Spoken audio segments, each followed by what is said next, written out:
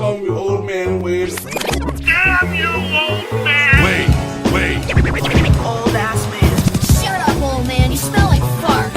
No, man! Old man. He's so old, he got a podcast on cassette. Fuck, you're old. Damn it, Wade. And welcome to the Old Man Wade Show. I am your host, Old Man Wade, and back by no one asked you to come back, but I asked you to come back. My man, Fletch. What's going on, man? So we were sitting here watching Suicide Squad. I am 3 tall beers in, drinking some of that glorious Lord Hobo Brewing Boom Sauce. Hoping to get a sponsorship of some sort. It's pretty good stuff, man. But yeah, man, so we were just sitting here talking shit and whatnot, and I figured, you know what? I had the technology. We can make it stronger, better, faster. Let's do this. But before we get into like the real seriousness, I decided I want to try something new and ask random people questions whenever they come on. And this is a topic that is near and dear to our heart. A topic and a question that I think could really actually make the nation better. What's your favorite bad movie? Oh, man. We can go down the list. Wow. Now, we talking about movies that I know it's bad, and other people think are crap, or just badly done, but I'll watch it anyway. We can do a little bit of column A, a little bit of column B, because I love Batman and Robin. It's a shit movie, but if you watch it and you make a game out of it, like on the Remember to Hit Record podcast, we did a drinking game before we recorded, where every time someone made an ice pun, you had to make a new one, and the person who didn't, or the last person, had to drink. You know, usually I hate drinking games, but that actually sounds fun. Yeah, because it's not just like, oh, take a shot every time he uses his ice gun. Yeah, like, you have to use your brain there. Like, you know what I mean? It's an actual game. Yeah, there's a competitive element to it, too. Like, you know what I mean? But, and when I'm talking about, like, bad movies, I'm not talking about Grizzly Rage, or we can bring in that would be one of my favorite movies that's just terrible. There's no redeeming qualities about it, but I will watch it. Okay, so we'll do a terrible movie that you'll watch again, and then a movie that everyone calls terrible that you think is great. Oh, I can tell you right now. What? Waterworld. Oh God, I forgot about that. I liked Waterworld too. I love that movie, but everyone hates it, and it's. I got no reason. I just like that movie. I know it's not a great movie. It's not very. It's very predictable.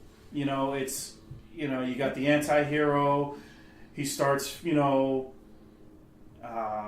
deciding that he wants to protect this, little girl. She gets taken. He goes after her, even though he shouldn't. He's gonna, he could die. Goes anyway, saves the day. It's predictable. It's been done a whole bunch of times, but I like it. And Dennis Hopper is an amazing actor, no matter what pile of crap he's given. So yeah, Waterworld would be my pick for that. I gotta say, one of my favorite parts of that movie was the scene where he cut their hair. Yeah. But see, I can understand him because it's like, look, you're a guest on my boat and you're vandalizing it in a way I don't want with my stuff. No. I mean, seriously, you can understand. Fun fact, Jack Black is in that movie. I know, and I know exactly what part he's at too. But I will admit, I had to go back after finding out he was in it to really place where he was. Because he doesn't really stand out. But what's even funnier about that is the first scene where they show him where he's flying the plane. Yeah. It's like, oh, okay, hey, that's Jack Black. And then there's 2 scenes later, he's just chilling in the room with everybody. And it's like, why is he even there? It's a scene it made where he added nothing to the scene. He's just, sitting on the couch drinking. Yeah. I mean, what the fuck else though? Yeah. I'm trying to think of another one. You know, a movie that I watched 2 movies yesterday with my buddy, one of the Rockstar Groomsmen. Shout out to Pat. And we watched Demolition Man. Great movie. People don't like that. People think that's a shitty movie. But it's not. It's a shitty. I watched it again. I watched it. I swear to you, I watched this and the next movie that we're gonna bring up. I watched both those movies at least twice a year. I'll tell you the next one in a second. But I've watched Demolition Man like with open eyes. I'm like, this is not really a good movie, but it's so great. Okay, story-wise, and maybe I'm biased because it was one of the movies I watched when I was a kid. Because my mom, allowed me to watch rated R movies when I really probably shouldn't. You know what? I'm actually kind of jealous of that because I didn't see my first rated R movie until me and my grandmother went to go see Serial Mom.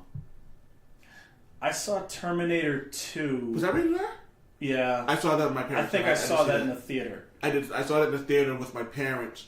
We were we went in New Hampshire at the time, actually, which is funny, on vacation. New Hampshire. Because, we fancy. You out where the air smells real clean. Yeah, we actually saw the Man on the Mountain before it fell off. Oh, wow. I can honestly say I've never done that. Not really into the touristy stuff. We can talk. We can get. But to that's that. getting away from. Later. Yeah, that's getting away from. I feel like Demolition Man is a good movie. Wesley Snipes is amazing in it. Stallone is always at a certain level. I mean, I don't think I've seen a very bad Stallone performance. That nothing that springs to mind like, oh my god, he was crappy. Like Nicolas Cage in the first Ghost Rider. Nicolas Cage was bad. Have I ever told you my theory on so not my theory, my wife's theory on Nicolas Cage? What's that? Nicolas Cage has never done a good movie that didn't feature someone else holding him up. Think of every Nicolas Cage movie you like, and I bet you there's another star.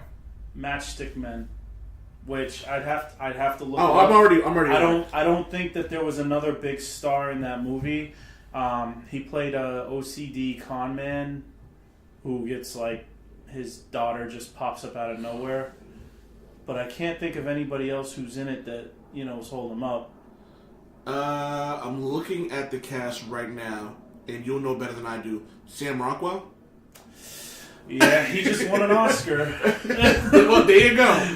Yeah, he was good. Because was Giovanni Ribisi in that? Because I thought that was. I know he was in Gone in 60 Seconds with him. I've never seen that. Really? What was the guy's name you just said? Giovanni Ribisi. I don't see him in the credits. Then it must have been Sam Rockwell that I was mistaken for him. Yeah, Sam Rockwell was in that. But like one of our favorite movies, The Rock. Amazing movie. Amazing cast too, man. Yeah. Well, and I have to say the theory about him being in good movies held up by other people, it fits because Face Off, he was held up by Travolta. Travolta's not really that good an actor compared to. Compared to. And I mean in the performance in that movie. I'm gonna say it. John Travolta's another one of those guys too, man. But before we get into that, let me get into the cast of The Rock. Sean Connery, yep. Ed Harris, John Spencer, David Morris, William Forsythe, Michael Biehn, John C. McGinley, yeah, Gregory Sport. I don't know who that is. Oh, Tony Todd, yeah, and Bokeem Woodbine. Yeah.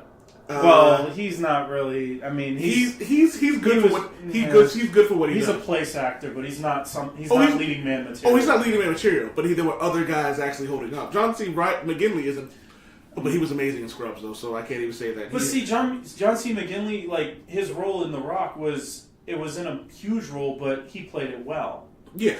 I mean, I'm trying to think who else was in that was kind of... That was pretty much it, though, to be honest with you. Like, if you're going down... Well, I mean, even Vanessa Marcel. Thank you, because I couldn't think of her name. Now, let's get into... let's go into John Travolta's, history of movies. Are you ready? So, in filmography or IMDb, it's filmography known for Battlefield Earth. I didn't see it. I know... It's known for being crap. I've heard that it's basically like a Scientology recruitment film.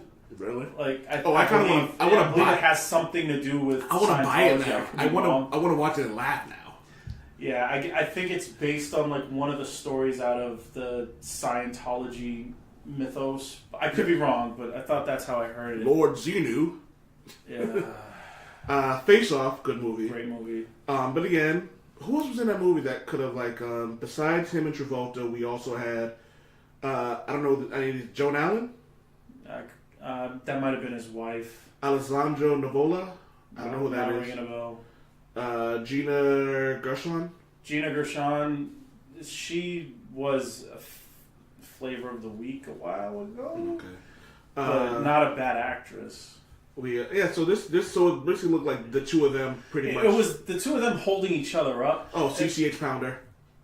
Yeah, but again, she didn't have a huge role in it. Margot Cho was in this movie apparently. Who? Margot Cho.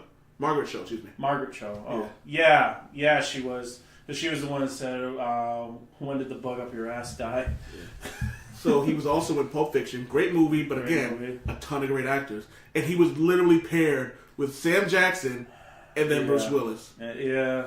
Can I point something out about that movie? If John Travolta literally would have listened to Sam Jackson and gave up his life as an assassin, he would have lived. I agree. It was funny that you think about that. It's like if he just would have listened and taken the quote unquote divine intervention, you know what I mean? That God, he would have lived. Hairspray, never seen it. Didn't want to see it. American Crime Story, I never seen that either. That was the FX show about the OJ trial. I think he played Robert Shapiro. Oh, is that what it was? Yeah. He was really good in that. I wanted to see it, but I watched so many different things. Actually, no. This is this was the American Crime Story. This one I'm looking at was the Versace one. He was in that one too.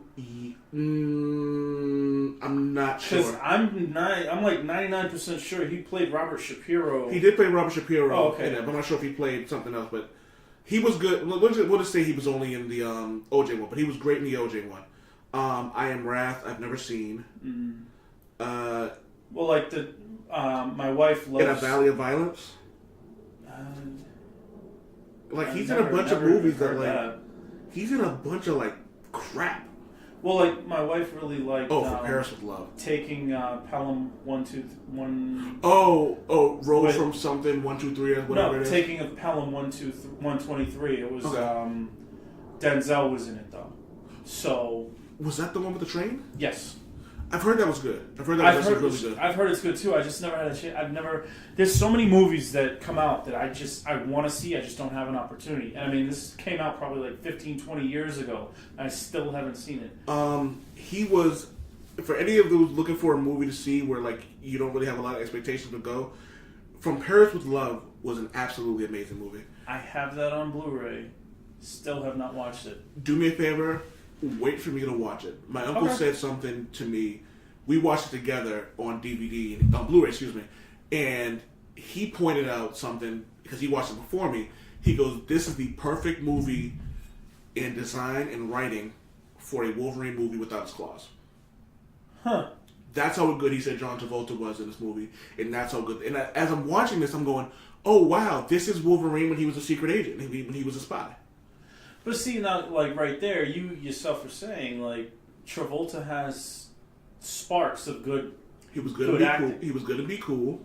Yes, and get shorty. He was okay as Howard Stern as the Punisher.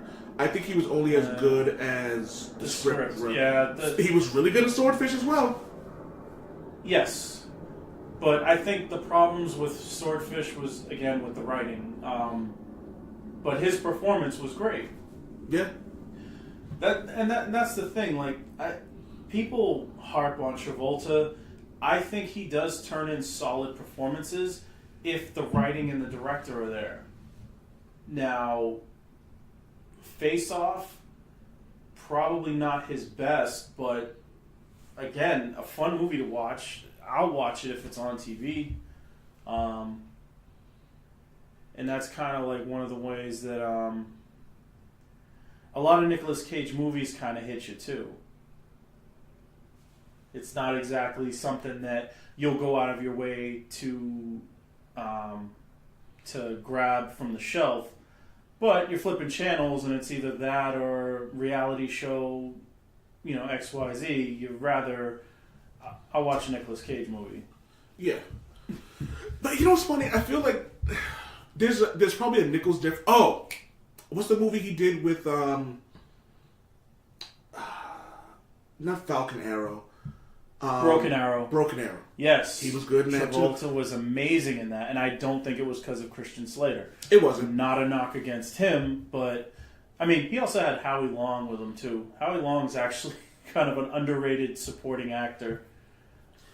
Yeah.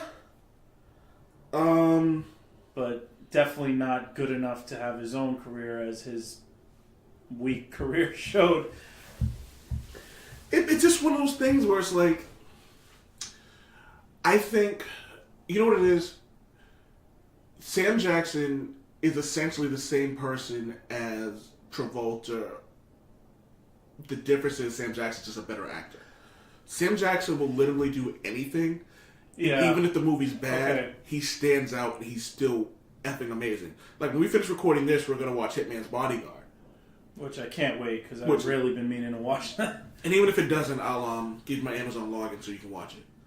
But it's like, it's funny when some actors will go, well, I'm not doing that. And it's like, and Sam Jackson has a quote where he was like, an actor is no different from a plumber. A plumber's not going to come in and go, I'm not going to fix your toilet. Right. Yeah. You know what I mean? If you're going to pay me to do this, and it doesn't affect any other scheduling that's going to pay me more, why am I going to say no? Yeah. I mean, that kind of shows how down to earth he is. He's not one of those actors who takes himself too seriously. You know, I mean, he's been in movies that have been Oscar nominated, right? Sam Jackson? Yeah. Django. Well, other than Django. I mean, let's find out. Because I feel like Sam Jackson has definitely turned in some really good performances that don't really get credit, like The Negotiator. That was a great movie with Kevin Spacey. I'm laughing because the third one on here is Snakes on a Plane, which is funny because he was good. Yeah, you know. Yeah, I was gonna go down. I was like, oh, let me go do his like filmography. 176. Yeah, I'm not going through all that. Jackie Brown, which I think was that another Tarantino movie? I believe so. Pulp Fiction, obviously. The Hateful Eight, Snakes on a Plane, Jackie Brown, Hitman's Bodyguard, Kong, who he was great in. Really? He was really good in, like I felt like he was looking at Kong and he wanted to walk up and punch Kong in the face. So there's that. Basic. John Travolta and Sam Jackson are in that movie. There's no way that movie could fail. It was a great movie. Great storytelling, too. Oh, Die Hard 3. Didn't see it. Wow. We'll see Die Hard We'll have to 3. rectify that. I love the first two. Never got around to seeing the third one, and I definitely didn't see the fourth one. Fourth one was pretty good. It was enjoyable. Tarzan, he was good in that. I wanted to see that. So. Obviously, he was Nick Fury, and Yeah, I mean... he was good in Kingsman. Didn't see that. He was in Black Dynamite? Oh, yeah, he did a voiceover for the cartoon. Oh, okay. I was like... What else? He was in a lot of stuff. Well, and while you RoboCop, I forgot he was in. he was really good in that. Reasonable Doubt. Oh, yeah, he was an Old Boy, the new one. Didn't see that. He was good in that. See, there's so many movies that I've been meaning to see. I just haven't. The Samaritan. I don't even God, he was heard in of that. so much. You get the idea. Sam Jackson pretty much will do anything, and he'll rock the house. Your comparison of Sam Jackson to Travolta, I feel is fair, because to me, Travolta can still kind of bring out a good performance. I don't think it's fair to compare Nicolas Cage to Travolta, because I've seen some bad, poorly written stuff with Nicolas Cage in it, and it's just terrible. Like, there's no saving it. I can't think of the name of the movie, but he was supposed to play like some old mobster, and it just didn't work. Like, he kind of has a certain character he can portray well, but if it's not within his wheelhouse, he just fails miserably. Not shocking by that. Now, Gone in 60 Seconds, he's helped by Angelina Jolie, Robert Duvall, Delroy Lindo, Josh. It's Timothy Olyphant's in that. Again, we were talking to Maria, my wife, yesterday about that. And how he's a lot better than people give him credit for as well.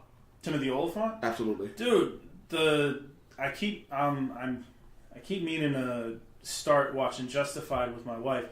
That was an amazing show, and I was sad to see it go, but they did the right thing because the writer who originally came up with the character, Elmore Leonard, died.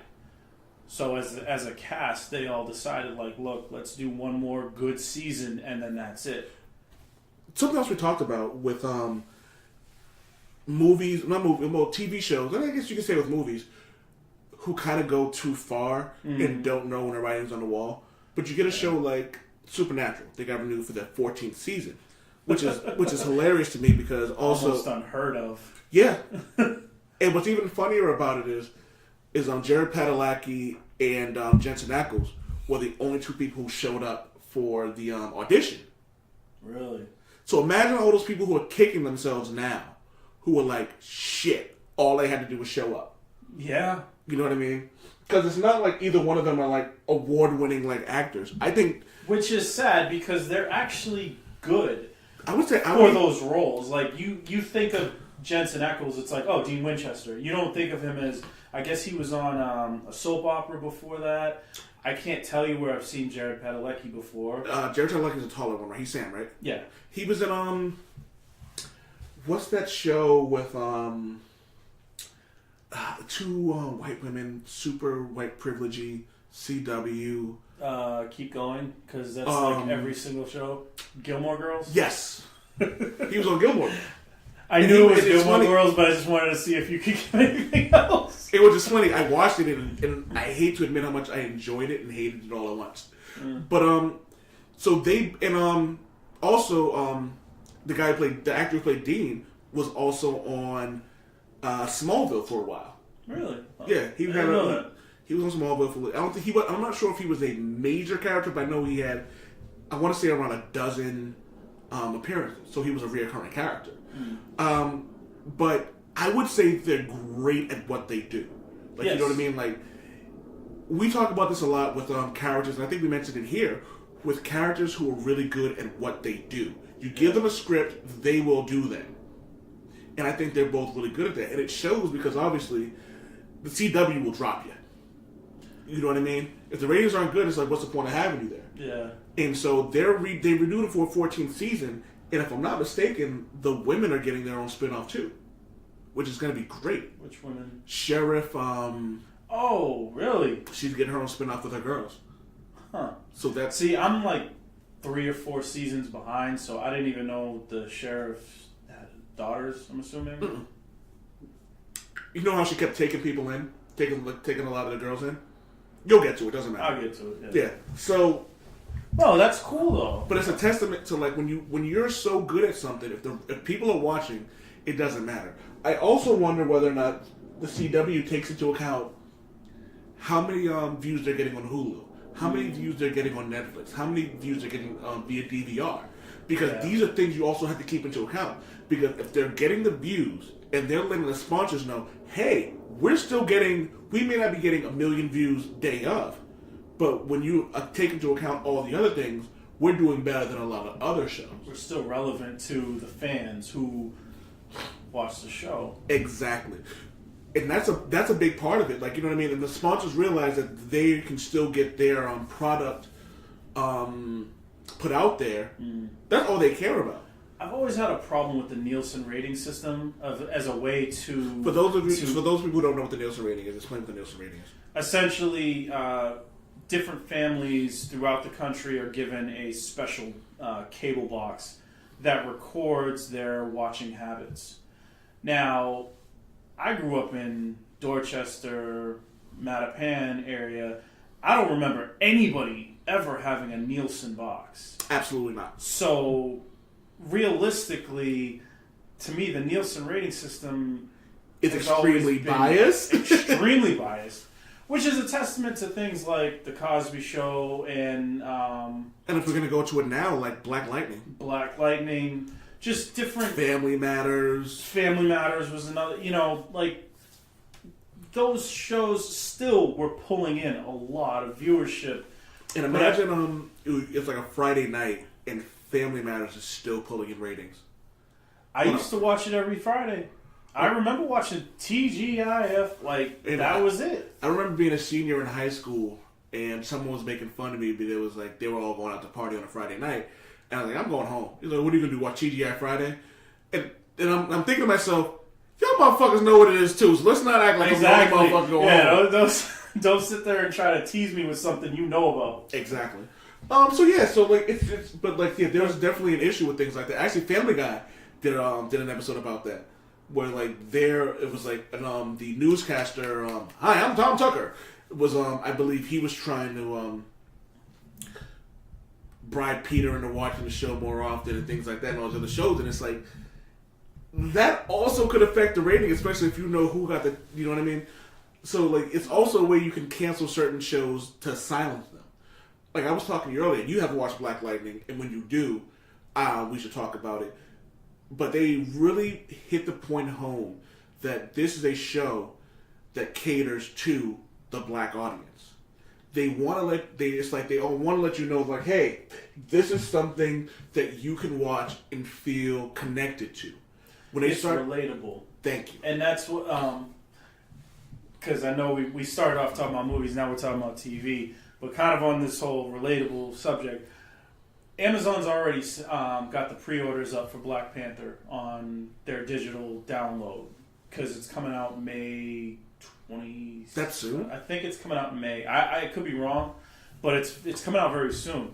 And of course, I wanted to look at the reviews and see what people are saying that give it a 1 star. And a lot of what I'm getting from it is these people are clearly white because they missed the whole message of the visual aspect of the movie and what it means to black people. But you know what? Let me take it a step further and not even talk about what it means to black people. Do you know the message I took out of that movie? Community. It's not even necessarily black, white, Hispanic, or Asian, or whatever it is. I looked at that movie, and the first thing I thought about was... Let's see, not the first thing. Because first off, I was proud just to watch it with my Cape Verdean and white wife and my black grandmother, my mother, essentially. And, I talked in, us all being people of color, visually, you look at us and you're not you don't look at my wife and go, oh, she has some white in her. Most people think she's Spanish. But you look at us and it's just you see people of color. So for me, looking at it, I felt proud to have something like this that I can really call my own. And it was funny, a white guy tweeted, I don't know why all these other white people are mad that black people finally have their own Star Wars.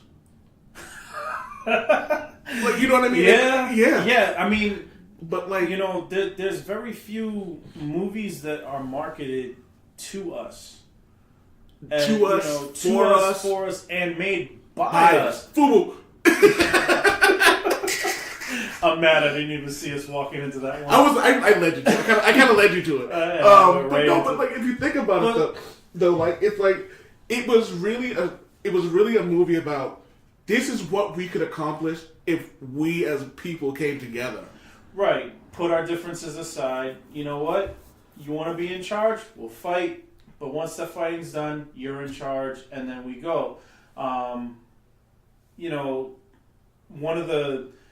One of the reviewers was saying that, they're still doing the whole "what's up" thing. Isn't that back from the early 2000s?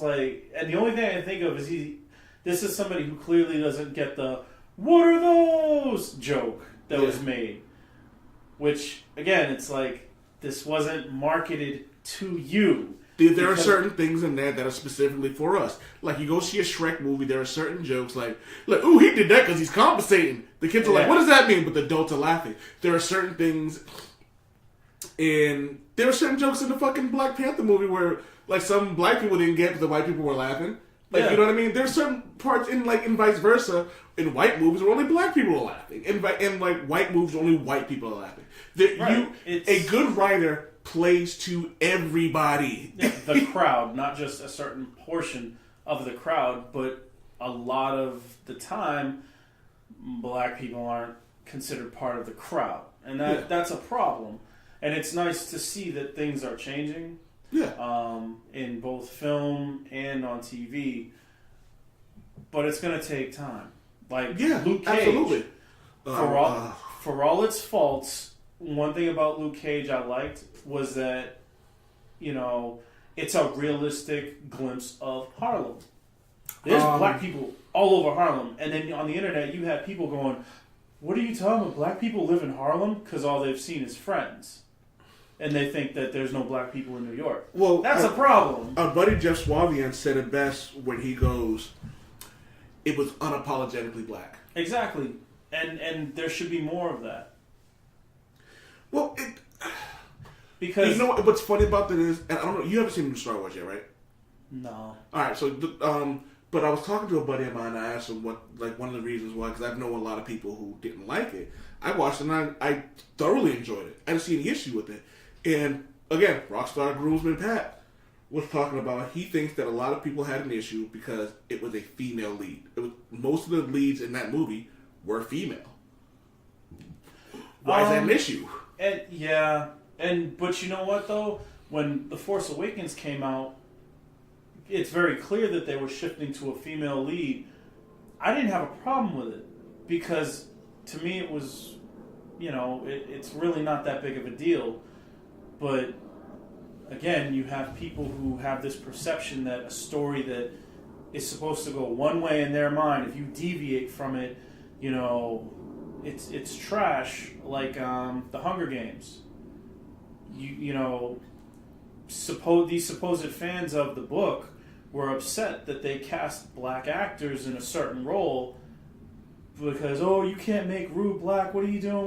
Well, in the book it says she comes from the district of darker skinned people. Yeah. So why wouldn't you cast a black person for that role? It's like when people don't like being uncomfortable. No. And an easy way it seems for a lot of white people to make them uncomfortable is to make something that they think should be white black. But you don't normally see that the other way. I mean, it's very rare. I mean, if you try to do a Martin Luther King movie and you cast Zac Efron to play Martin Luther King, clearly there's going to be some uproar. Well, there's also this thing with like Marvel Comics that I've lamented about. I'm not sure if I did it on a podcast, but I think there are certain characters that should stay their race. And two among them, and I'll go black and I'll go white, is Steve Rogers needs to stay a white guy, blonde hair, blue-eyed guy. He's exactly what you want. He's supposed to be the symbol, the epitome of America. Exactly. And for the narrative that is America as we always will know it, that makes sense. His best friend in the comic books, in Sidekick, not even Sidekick, because Steve Rogers hates calling him a sidekick. He goes, "You're my partner. You're my friend. You're not a sidekick." He always tells him. Sam Wilson. Yeah. And a great quote from the first Avengers movie was when him and Bruce Banner met. He goes, he talks about him. He goes, "I only hear the things that matter." And we talked about him being the Hulk, and it's like realistically, the only things that matter are who you are and who you're trying to be. You know what I mean? He's not looking at Luke Cage as a black guy from Harlem. He's looking at Luke Cage as a person. When everything was said and done, Luke Cage, I think, is the closest thing we're going to get to a new Captain America ever. I think he represents what the new Captain America. I think he represents what the new Captain America is, as a guy who came from nothing, had a really terrible upbringing, became a criminal, realized what he was doing was wrong, went to jail, falsely accused of some things, got superpowers, could have turned into a villain. An even bigger criminal. But decided, no, I'm going to turn my life around and I'm going to become a better person. And then on top of that, does his best to make sure that people don't fall down the same path. And he's not doing it for himself, he's doing it for other people, which makes it even more noble. In New Avengers, a while back, right around, I want to say this was around Age of Ultron, when the new series started, and he gave up leading the Avengers because his wife felt like he was putting their kid in danger, and he was like, and for a while he was stubborn, like, no, I'm going to keep doing this. But when it was all said and done, he was like, nah, baby, I'm coming home. I'm done. We can go back to doing what we were doing. Like, you know what I mean? Like, I think that's the epitome of what it is. And if I can go a step further, all the people who were upset that Danny Rand wasn't Asian, shut the fuck up forever. The point of Danny Rand being a privileged, wealthy white male is what makes the relationship between him and Luke Cage so much better. I agree with that too.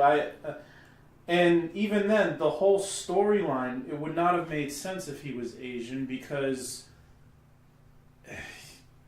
the whole story is rich guy, on a plane that crashes.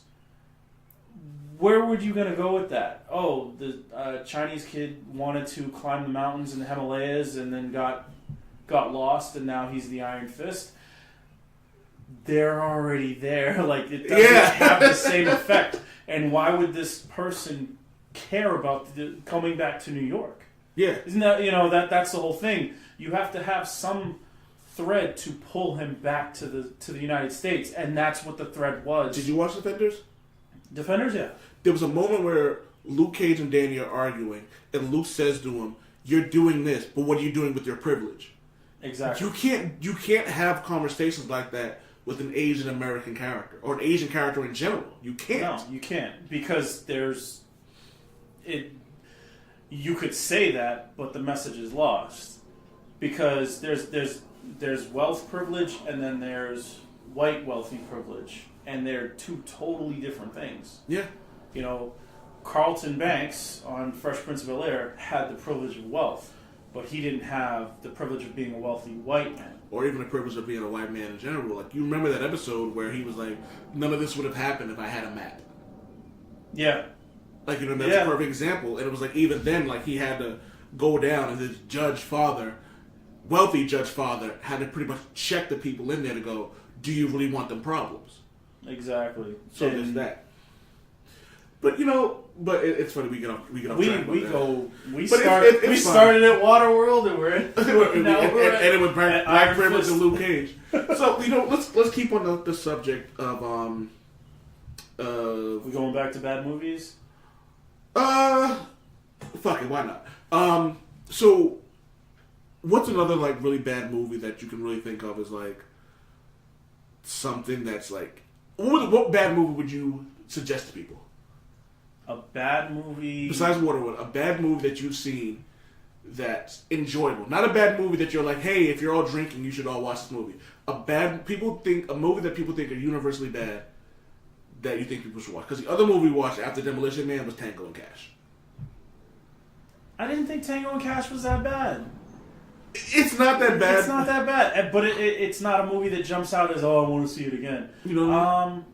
The First Predator. It's not a great movie, but it's a good action movie. Dude, you're bleeding. I ain't got time to bleed. You got time to duck? I mean... But do people really consider that a bad movie, though? I always feel like it's one of the movies that, like... Yeah. Because, like, I feel like all action movies in the 80s are kind of revered as, like, gold, you know what I mean? Big Trouble, Little China... Okay, let's go down the list of... was Predators 80s or 90s? Predator was 80s. Alright, so let's go down the list of action movies from the 80s that are revered, that we all know are crap, but we love them. Tango and Cash. You say Predator, I don't agree, but I think it's... I'm talking about a movie that is, if you really look at it, it's not that great, but it's still fun to watch. There's a lot of over-the-top performances, and it's kind of like, okay, yeah, but at the same time, it's like it's a classic '80s action movie. So I guess Predator. I shouldn't have said that. But I got a good one for you. But no, along the same lines, with the exception of Robert Englund, Nightmare on Elm Street. Those movies are trash without Freddy. Yeah. Without Robert Englund as Freddy, those movies are trash. People always say that the only good Friday the 13th was the first one. I disagree. You know what? It depends on what you're looking for out of the movie. Are you looking for a suspenseful thriller, or are you looking for a fun time? Because Friday the 13th is a fun time. It's always a fun time. Jason Takes Manhattan, where he punches the dude's head clean off. The dude who thought he could handle unboxing him. Hot box with God. No, you're not doing that. Do you remember when he walked by and kicked the dude's speaker off? just walk by the street, just kick the dude's speaker, boombox out of his hand. Yeah, and even then, those movies still had elements of suspense, still kind of, like gory horror movie, but it didn't take itself too seriously. You know? And it knew what it was. But as movies, Friday the 13th, they're not great movies. The first two, well, mainly the first one did have some very good acting. Oh, absolutely. Kevin Bacon. Yeah, well, how long was he in the movie? So hold on, I got a list for you right here. You ready? All right, let's hit it. All right, Die Hard, Great movie. The Terminator. I didn't realize that was in '84. The first one, it was not great. I enjoyed it, but I can see everywhere where it kind of failed. 1985, Commando. Commando was bad. 1982, my birth year, First Blood. Never seen First Blood. Neither have I. We already talked about Predator, came out in '87. You ready for this one? RoboCop. Yep, 1987. Yep. I knew Because I was thinking, I was like, what's another bad movie? RoboCop was not a great movie. But it was so, still I'll buy fun to that watch. for $1. Plenty of entertainment value, not quality. I got to go in for you. A 1981 Raiders of the Lost Ark. I thought was a great movie. Indiana Jones Raider. I thought I've seen all of Temple of Doom and all of Last Crusade. Never seen Raiders of the Lost Ark. To go cut the right. I do really. I'll add it to the list. Yeah, exactly. But I do know about the whole Ark of the Covenant scene. Yes. So it's one of those things that it's still pop culturally relevant. Yeah. Relevant. Yeah. Lethal Weapon, 1987. I thought it was good. I thought I saw it too late. Escape from New York, 1981. Damn, that was that old? That was bad. It was. But you know what? I think it was hindered by its technology, kind of like The Running Man with Arnold Schwarzenegger. Yeah. Great movie, but the technology, if they redid Running Man, it would. I think Don't give them ideas, please. They're gonna do it anyway. Yeah. But if they could update the technology on it, it would be a better looking movie. But it has to keep the same level of fun. So the same level of fun, but with the over the top. I guess you call them gladiators. Yeah. Still have them with that stupid, ridiculous, the chainsaw guy, the electro, dynamo. You still have to have all those elements and be cheesy about it because, that's what the show was for The Running Man. It was a cheesy game show where people died. But, I think, again, you add in current special effects. Like the way they updated the Power Rangers in the Power Rangers movie, which I thought was really good, man. It was subtle. It wasn't overdone. I meant to say too, remember in the show when they used to teleport going up? They did reference that slightly in one scene when they were first leaving the cave when they jumped up into the water. Yeah, that was the only time they looked like that. But I was actually disappointed they didn't teleport at all in the movie. But yeah. So I got the next one for you. I know you're gonna really fanboy about. All right. Aliens, 1986. Go ahead. The second one? Yeah, I'm just gonna let this happen. Go ahead. That's probably one of my favorite action movies of all time. It was perfect.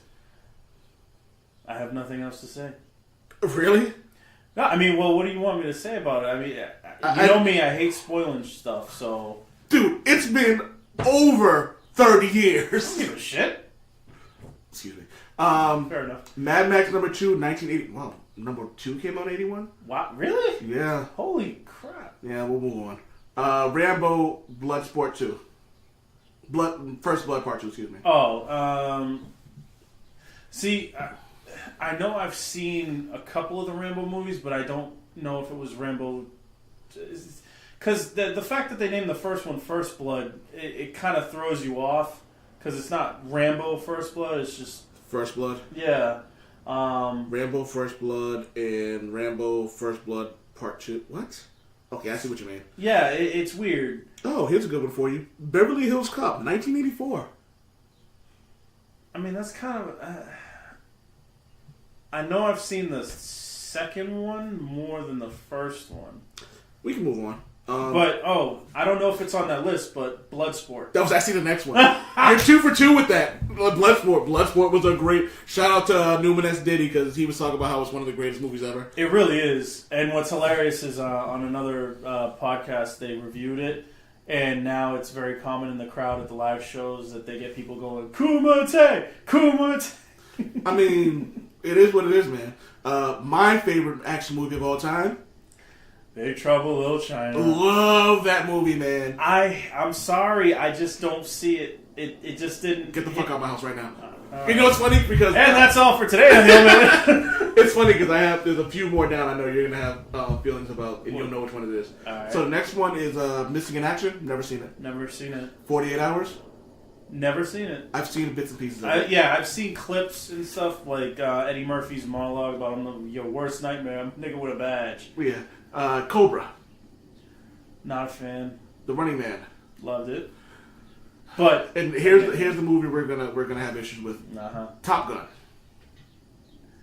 All right, I'm biased on this because I watched that movie almost every night for many years. Because my godmother's husband, he watched it every night. Well, I didn't know it at the time, but he was getting shit faced.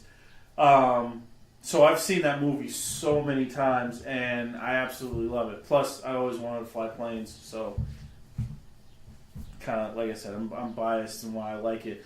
Is it a great movie? No, but I like fighters.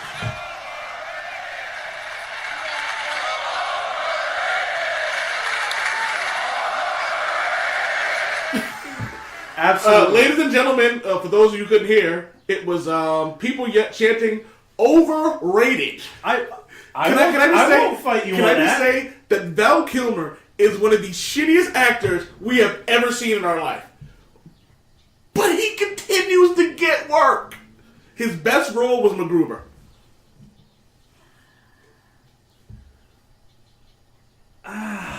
Wow. I don't know.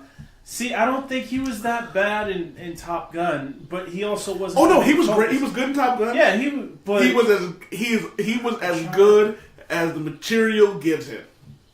I think that's going to be the name of that episode. Is going to be as good as the material gives you.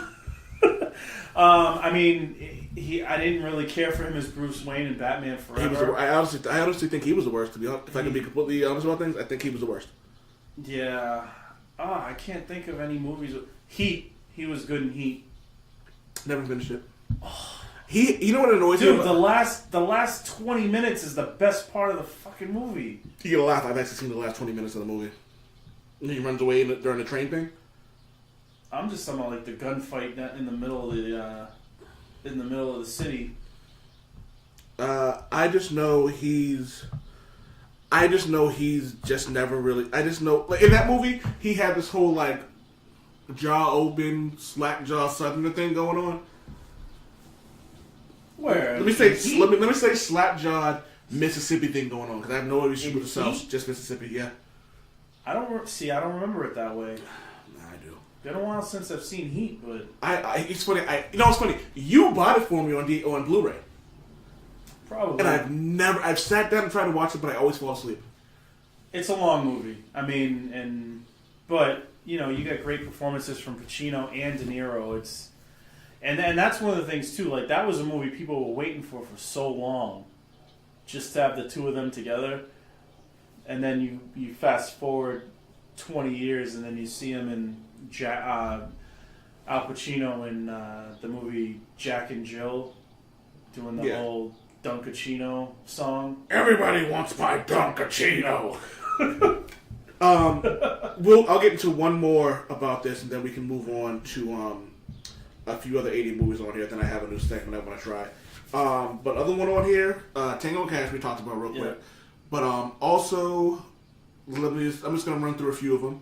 Octopussy, Clint Eastwood's sudden impact, Kickboxer, They Live, which is really good. That's should not be on anyone's list other than great movies. Oh no, this is all just 1980s movies. Oh, okay. I thought you were on like a bad movie. No, just movies that came out in the 1980s. Batman.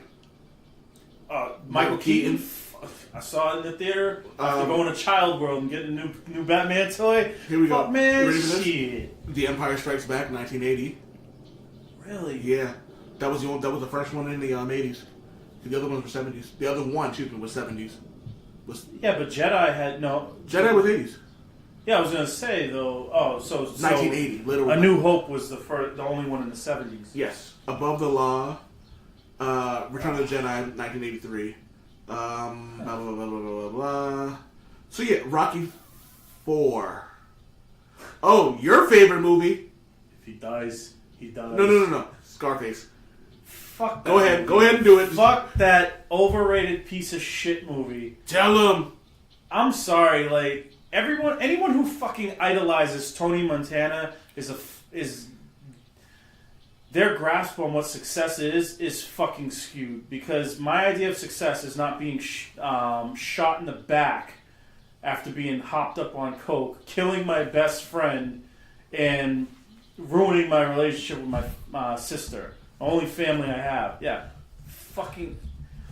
I think it's John Mulaney who had a quote and goes, "I don't understand the people's obsession with Scarface." He goes, "He dies with a cartoon pile of cocaine and gets shot in the back." Yeah. It's like people don't even understand, like, people don't watch the end of the movie. I have more respect for... I think people should idolize the guy who shot him in the back. Only one smart enough not to go in the front door. It's Fabulous, who fucked that guy after what he did to his girlfriend / wife / fiance. He goes, "I'm not Tony Montana. I'm the quiet guy who crept up behind Tony." Yeah. But I will say this, though, because we were talking about remakes and stuff and how they shouldn't do it. I feel like Carlito's Way was my favorite a remake of time. Scarface, but done better. I agree. And I can't even say anything negative about that. That's absolutely accurate. Yeah, even John Leguizamo in it was amazing, and it's yeah. I hate the pedestal that Scarface gets put on. It was like, even with, like he said, it was a silly pile of cocaine. The violence in it was almost silly. Like, it was just like over. Maybe that's why people put it such a high rate. It was like the first time it was like a real gory gangster movie, you know. But like, when did Scarface come out? 80 what? I'd have to go back and look, but I feel like it was like 83. Yeah, so I mean that was before Freddy started getting into the silly goriness. 1983. Yeah. Yeah, fuck Scarface. Yeah, that movie I thought Pacino was as good as he always is, but for the most part, like, I'm not like, oh my god, it was so amazing. I thought, like I said, Pacino was good, but I'm not like overwhelmed with how good it is. I honestly don't even know if I'd put it like top 5 gangster movies of all time. To be honest, I would not put it on any positive list, like any top like great. It just it did nothing for me, and I watched the whole movie end to end, which it was long as shit. And then for that ending, it was like, 2 hours and 50 minutes. Yeah, 3-hour movie. There is one scene about it that I absolutely love when he's sitting there after Michelle Pfeiffer, who was great in that movie, actually, but she's Michelle Pfeiffer. Mm-hmm. But like the scene, but again, Pacino was great. But it's like that scene where he's sitting there in the restaurant. He goes, "You're all a bunch of fucking assholes."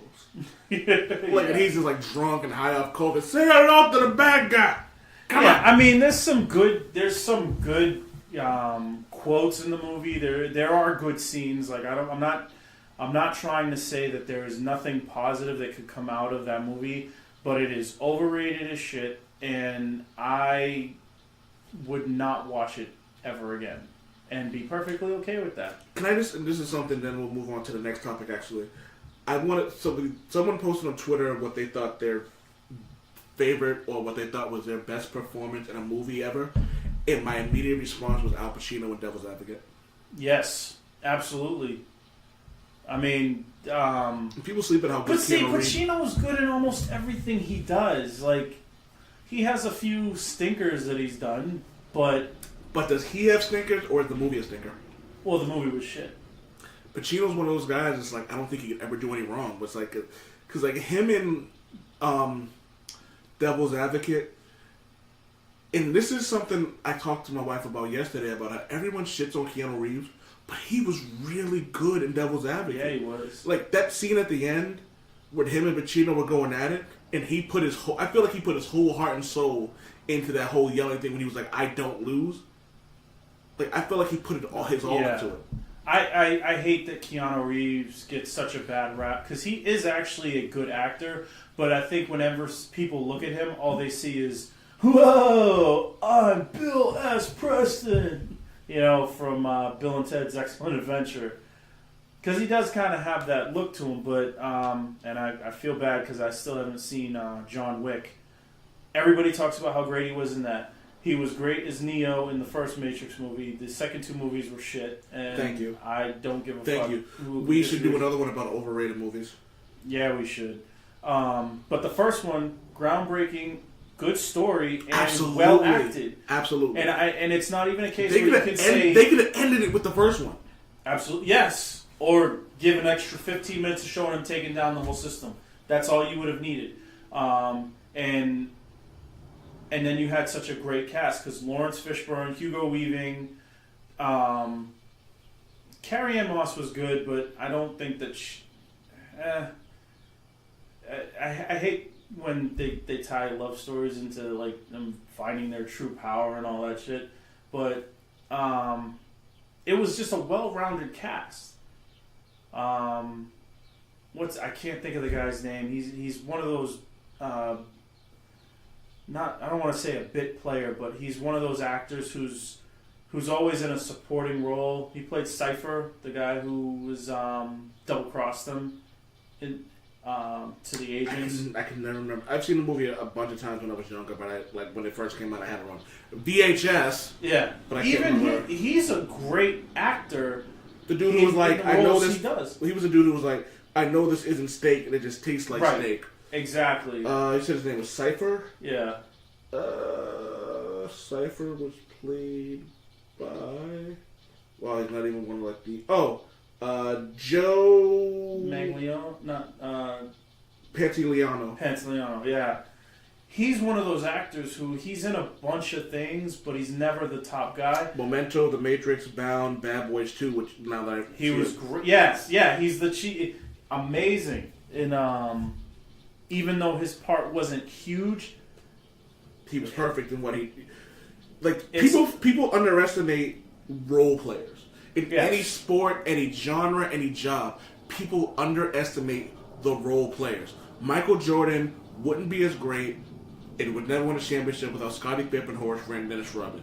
LeBron James would, and Luke Longley. I say what you will, Luke. Say what you will. That was actually the last time I really paid attention to basketball. Who was the kicker in the Patriots Super Bowls? Which one? The first two. Vinatieri. Again, role player. Guy. That's what. Yeah, he was. I mean, and they won those championships on his foot, which is sad because their defense was so good that it shouldn't have been down to the last 3 points. But yeah, so I want to start a new segment with something that like just specifically. Dolly Parton. Oh my god! So that's what that feels like. Like literally, I'll say something to someone will ask a question, I'll go Dolly Parton. If you don't know what that is, I'm not gonna explain it. So I sent to some friends, I posted on Facebook and social media, and for those people listening, if you have anything you want to vent to, email me at randompool13@gmail.com. And send me audio or just vent it out to me. If you want to keep your name separate, we can keep it separate. But I had some people, I was like, hey, if you got something you want to vent, let me know. So, my buddy Stevie Gray, he posted, I've noticed that over the past year, Family Guy has been making more references to Marvel characters, most recent to our Deadpool Submariner. Both whom were affiliated with Fox, which produces Family Guy, and recently acquired by Disney. Probably just a coincidence, but I still say an interesting thought. Well, we all know how Fox News does. Look, I actually texted Javi about this. I agreed with him 100% about with the whole how stupid Fox was. I am known for my. I'll wait till you finish drinking. I am known for my love of Cyclops as a character, and I thought it was absolutely retarded. Or no word. I'm sorry, no word. Well, actually, no. It slowed the movie down. I think it was really stupid how they killed him off in the beginning of X3. See, I thought it was X2. I don't know why. X2, he was barely in it because he was brainwashed, which was also retarded. Which such a stupid plot device that they use way too much in comic book movies. But yeah, like, what did the movie gain from that? It would have been better off to say, you know what, he's just not here. He went off looking. He needed a change of scenery. But to kill off a character that's so important to that universe, for that story, or the action just in general. Yeah, you write yourself into a corner, and now you can't get out of it. I mean, I feel like it was probably like I think they just had a contract with him, and that's probably why he ended up being in Days of the Future Past as well. He probably just had a 4-movie deal. But even then, like, if you're gonna be paying somebody, get your money's worth. You're using common sense. I know. What you should not be doing? I should not be using my common sense. So my homegirl, Mandy Mac, she goes, seriously though, sick of people on Facebook. I don't care, people, especially ones promoting Beachbody products like Shakeology. They're the worst. Or Herbalife. Or It Works Wraps. Or any of the weight loss products. Get a real job, people. Also, my shoes. Putting on socks and underwear have become quite the task lately. She's pregnant. So that's why the last part. Well, one quick. I can't knock people trying to hustle to make a little bit of money on the side, but you know, come on, don't be a snake oil salesman. Yeah, like that whole Herbalife thing. And I feel bad because I know somebody who does sell that stuff. It's such a pyramid scheme. John Oliver actually did a video, an episode. It's not Adam Ruins It All. I'm shocked by. I think that would be something that's just too easy for him. Yeah. You know, but yeah, there was an episode of Last Week Tonight with John Oliver from like 2 years ago, where he broke down what a scam the Herbalife in particular is, and how they admit they know that they're a scam, but people still fall for it. And I feel like sometimes and I agree and disagree. Like I agree that sometimes it's a pyramid scheme, but I also feel like the human mind is one of those things where, like, sometimes it's just so psychosomatic that it does make your mind work. You know what I mean? Well, I mean, don't get me wrong. Make your body work. Excuse me. Like, don't get me wrong. There are definitely like selling Avon products and Mary Kay, stuff like that. There are people who make a little bit of pocket money off of it, and that's fine. Not my pocket money, Sammy. But you know, it's these companies like to, for the most part, they would prefer to suck people in and get, you know, they're going to be putting more money out than they're bringing in. You know, and that money going out meaning to the company to buy more product. Like they have like this weird tier system where you have to buy a certain amount to maintain your status, like every month. But you're not allowed to sell older it's weird. Like they're basically forcing you to continuously keep buying product whether you're selling it or not. I got another good one for you, and Dominique will appreciate this. Let me know if I need to edit her name just to give a shit. I love you, honey. That moment when all your friends are dieting and exercising, and you're just pregnant, like baby wants a cupcake. My homegirl Mandy Mac is pregnant, so. Yeah. I also got my buddy Deshaun Braxton, who goes, my biggest issue has been this whole beef within the black community. They want to support black owned and Black Lives Matter, but still on this light / dark skinned niggas and bitches stuff. Yeah, that stuff's gotta end.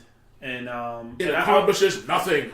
I will say this though, when it comes to supporting black businesses, because I always try to look for black owned restaurants in particular, we gotta step our game up. Like, I'm willing, to give my money to a black business, but if the service is not there, I'm not going to give you my money and you treat me like crap. We went to there's a Caribbean restaurant that opened up near my house. Really? I went, yes, yeah, nice, Haitian food, it's delicious. First time I went there, people behind the counter, like the food, it took like 20 minutes, half an hour. Like they had to cook it fresh because, they're having problems with their equipment, so they can't have it out like the buffet. You know how they have I understand that. You know what? Growing pains of a business, I'll work with you, And I wasn't in a rush, so it wasn't a big deal. Guy behind the counter was like, really, sorry about the wait. Hey, do you want to try this? Do you want to try that? Gave me a sample of carrot and potato juice that they make. Yeah. It was amazing. So I ended up buying he gave me the sample, but I ended up buying a small one. So I bring it home so Dominique could try it. Finally got my food left. Cool. I go back there a couple weeks ago with Dominique, and the women working there did not understand English at all. And now I'm trying to order 2 plates.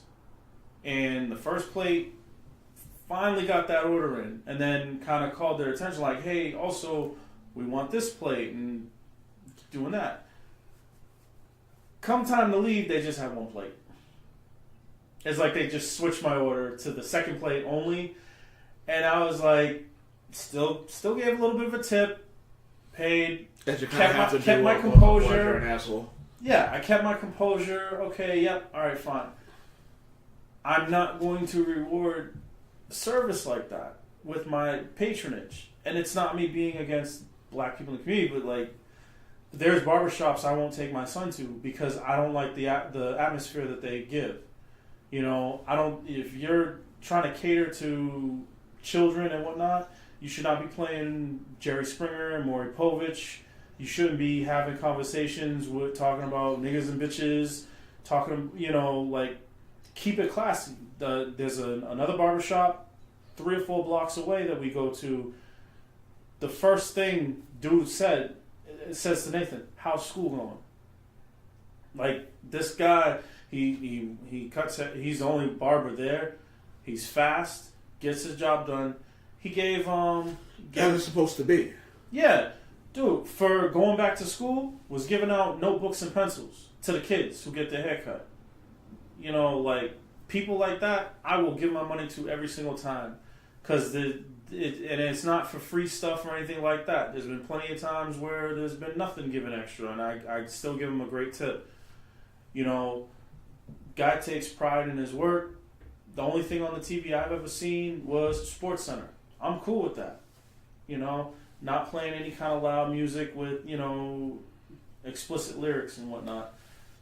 Those are things that really need to be addressed. But it's hard because I'm not about to walk up to somebody and I'm like, look, you need to change this, this, and this about your business. If you can't mentally, if you're not putting in the mental effort to think of, okay, how can I make sure my business is appropriate for everybody who comes in, maybe you shouldn't be in business. You're not wrong, because it's like you have a business to run. It's like there are certain things you should do. And there's a Spanish restaurant around my buddy's house, and it's like I'm trying to explain this stuff, and I'm like, fuck, this is gonna be annoying. But it's like, and I keep going because the food is so good. Right. You know what I mean? But at what point do you go, it's not even worth the aggravation? Now, when you order your food, though, do you always get what you order? No. Really? But the food's actually, even when they give me the wrong food, it's still good. Well, so okay, so I can't even. So I'm like, I can't even be mad at. I'm mad, but I'm like, oh, I'm so fucking mad. Oh, this is so good. This isn't what I wanted, but it's still so good. I'm like Will Ferrell eating like food I didn't even fucking order. Well, there's a Jamaican restaurant near us too that's really good. The service isn't great, but they try. There's a lot to be said for effort, and if I don't feel like you're putting in the effort, I'm not going to give you my money. Yeah.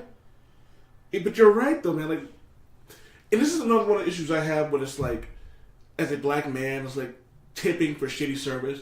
Because if we don't tip, oh, you didn't tip because you're a fucking black guy. Like, no, motherfucker. You got my drink. I talked about the podcast about the fucking Fire and Ice one. It was like, they got your beer wrong 3 fucking times. Yeah, because I can't tell the difference between Summer Ale and Boston Lager. Yeah, Summer Ale's shit. Yeah, it is. Like, I like Sam Adams. I'm a Sam Adams guy.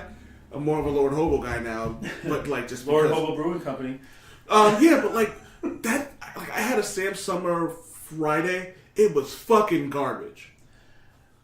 I'm surprised you didn't tell the story about when we went to IHOP that time. Hey, ladies and gentlemen, that's been the Old Man Wade Show. I want to thank my boy Fletch for coming in here, doing the damn thing. I want to thank you for doing that. We might do another one after Suicide Squad so he can review Suicide Squad. But until then, Fletch, you know what I want to hear. Damn it, Wade. Can I get a sexy one? Damn it, Wade. Can I get an angry one? Damn it, Wade! Can I get one while you're jacking off? Damn it, Wade!